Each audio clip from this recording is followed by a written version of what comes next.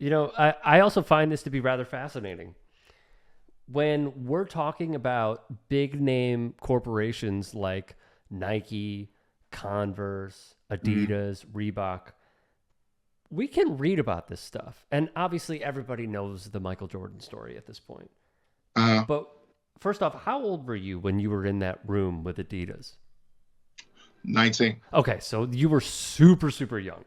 Mhm. Um, what take me through the process, and I hate asking a question that way. Take me through the process about at 19 years old, you are being pitched by a $1 billion corporation.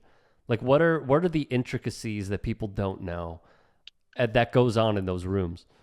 Well, I had finally hired an agent, and at that time, David Falk Mm-hmm. uh, was my agent. They were called Fame at the time, agency, and David Falk. I hired David Falk, and Sonny Vaccarro, who was Nike in the beginning, before my time. But when I was in high school, he switched over to Adidas. Mm-hmm. So in the AAU circuit, we played in the Adidas AAU circuit. So Sonny got to know me as a kid.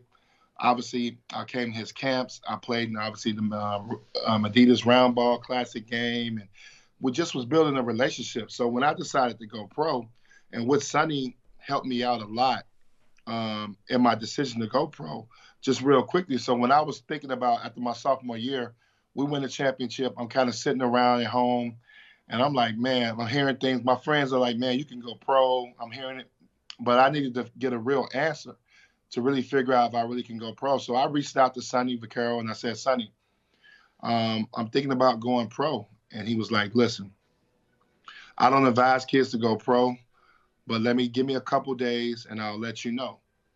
He takes a couple days, calls me back, and was like, look, you're a lottery pick from the people that I've talked to, the scouts.